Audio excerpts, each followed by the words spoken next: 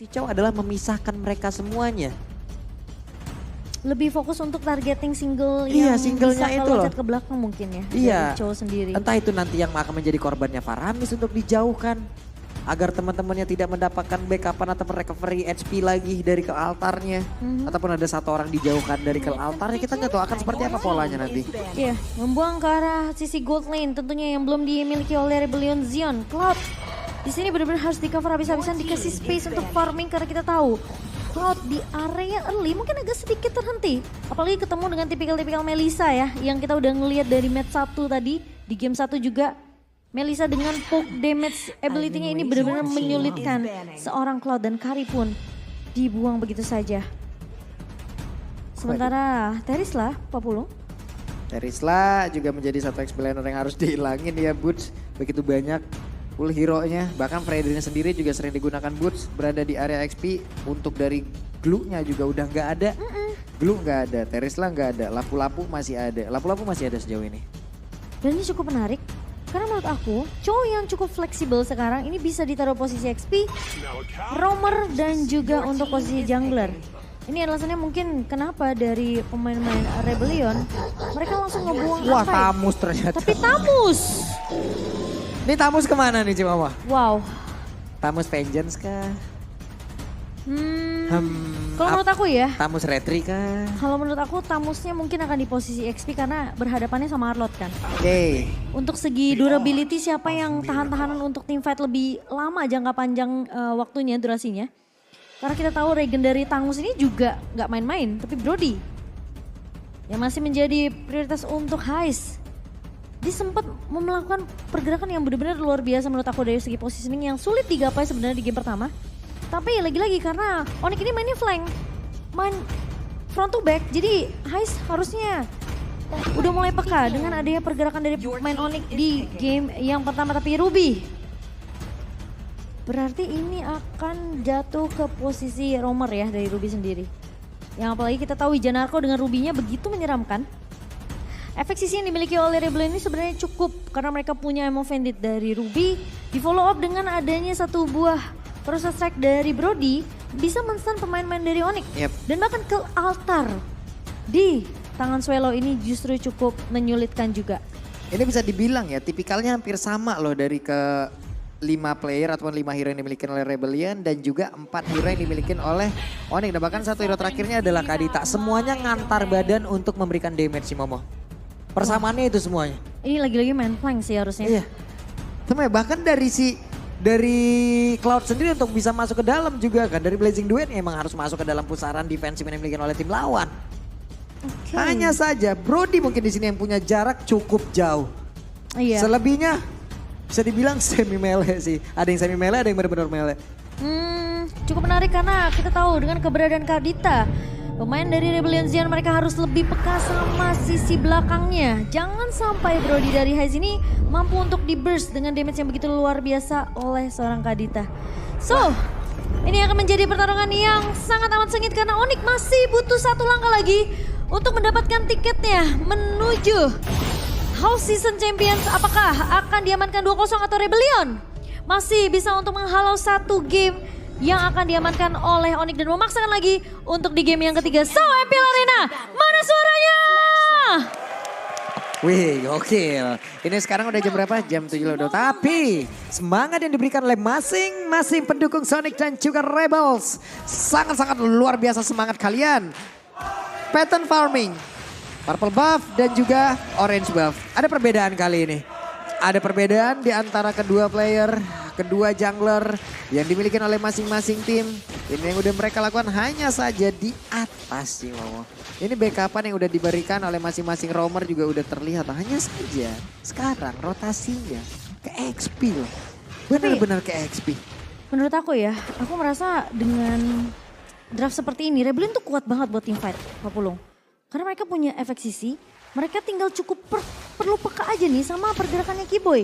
Dan mungkin bermain dengan tempo yang cukup cepat adalah satu cara untuk Rebellion Zion setidaknya menahan Onyx di area early-nya. Karena mereka bawa Cloud yang masih butuh banget yang namanya farming, masih butuh yang namanya item.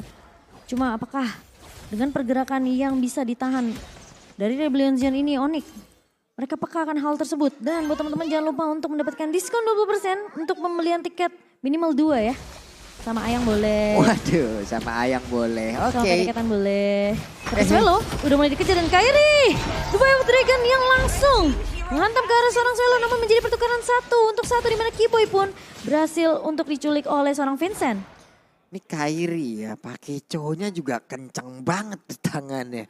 Langsung berhasil mendapatkan satu orang di bagian tengah dengan positioning. Padahal dia nggak ada retribution, tapi dengan perhitungan jarak yang bagus, Jet Kundo, Sunpo, semuanya connect. Udah kelar langsung. Iya. Udah benar kelar. Plus nantinya tinggal Sans nih. Gimana cara untuk menirunya?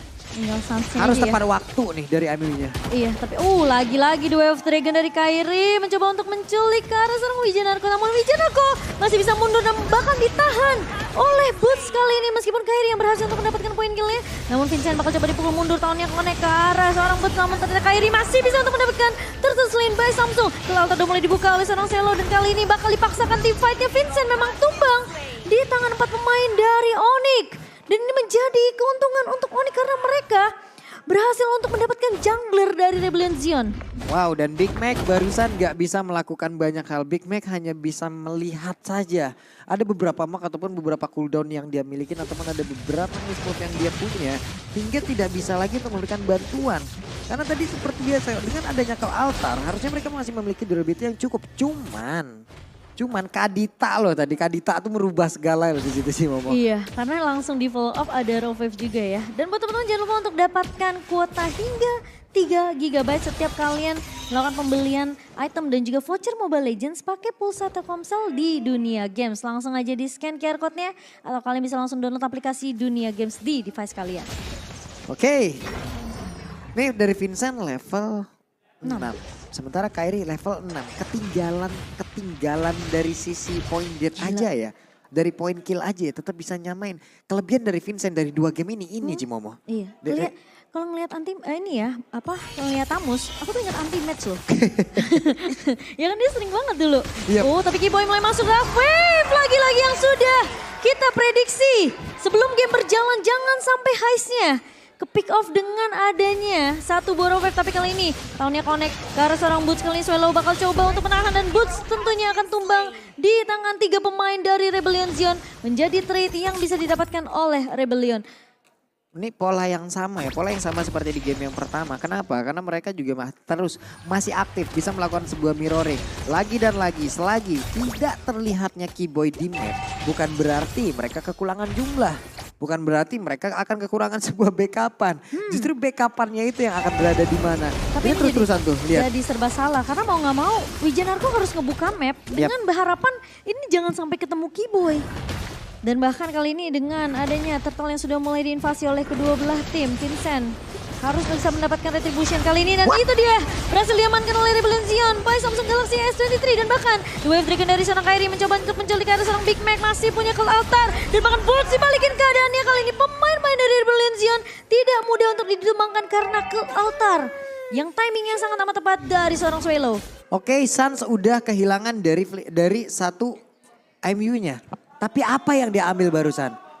Iya. Ya ampun, itu siapa itu yang teriak-teriak tuh sampai ke kuping gua itu ya. Papolong. 2 suara untuk Rebellion Zion. Karena memang sebenarnya dari draft bagus loh. Kita harus akuin mereka tuh punya sisinya banyak. Wijanarko harus bisa mungkin agak sedikit bersabar. Karena memang sebenarnya menghadapin Kadita itu kan gak bisa asal sembarangan masuk bus ya. Yap. Mau gak mau dia mungkin bisa coba untuk ngecek dengan gak terlalu overcommit, tapi setidaknya dia ini gak ninggalin dan mungkin gak ketinggalan dari pemain-pemain Rebellion Zion lain. Karena kalau dia keculik sendiri, garda depannya udah cuma Vincent doang. Yep. Dan mengharapkan Big Mac-nya bisa menang team fight sama Boots.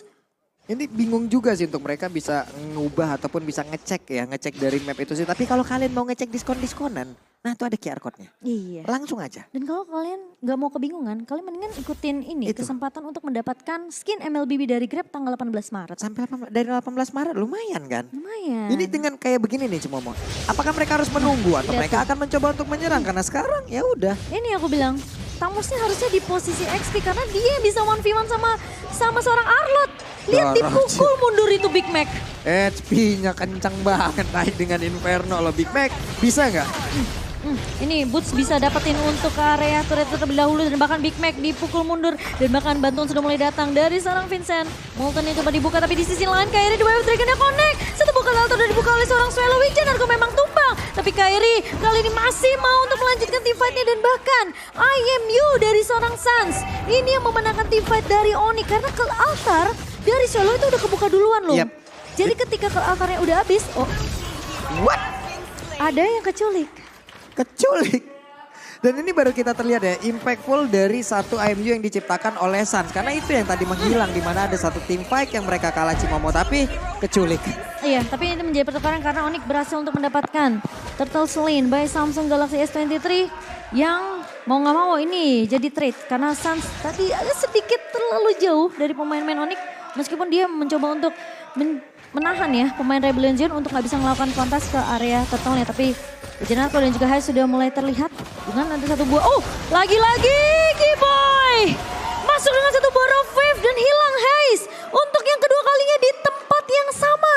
Kiboy. Di area bawah dan bahkan Big Mac. Lihat satu buah Inferno dari Boots. Nggak kalah takutnya. Dan bahkan Big Mac mencoba untuk menahan sembari menunggu Vincent yang sudah mulai terlihat. Tapi kalau 1v1 dengan Boots di mana ini udah dibuka dengan satu buah Molten Sight. Vincent masih terlihat kuat dan Boots benar-benar respect dengan defense yang dimiliki dan bahkan defense yang dimiliki oleh seorang Vincent. Dia nggak bakal, dia kalau 1v1 mungkin bisa sama Big Mac. Yep. Tapi kalau sama Vincent kena sisinya dikit aja karena yang dimiliki sama Boots kan sebenarnya efek slow kan dari Moltennya itu. Tapi terima kasih kepada Boots ya. Kenapa? Karena akhirnya kita tahu untuk menahan Arlott di area XP ada Tamos.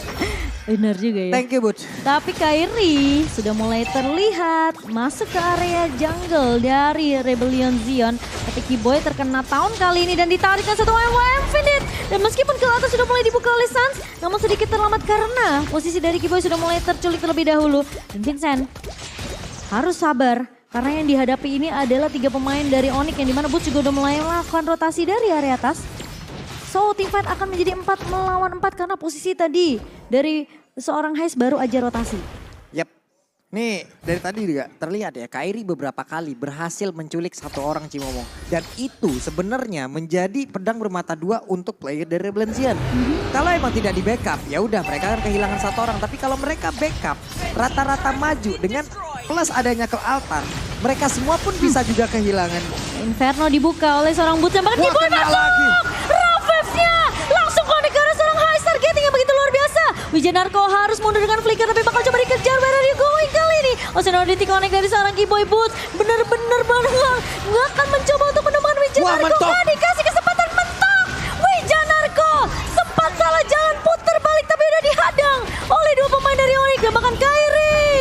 Dengan satu buah retribution tentunya yang berhasil untuk mendapatkan Lord Slain. Dan kali ini Vincent bakal coba dikejar. Cewek dapetin free space di area belakang. Dan Vincent lihat di poke. Sempat tertarik dengan satu buah Shadow Stamp tapi ternyata satu buah blessing 2 dari cewek. Mencoba untuk merontokkan Swallow di area depan.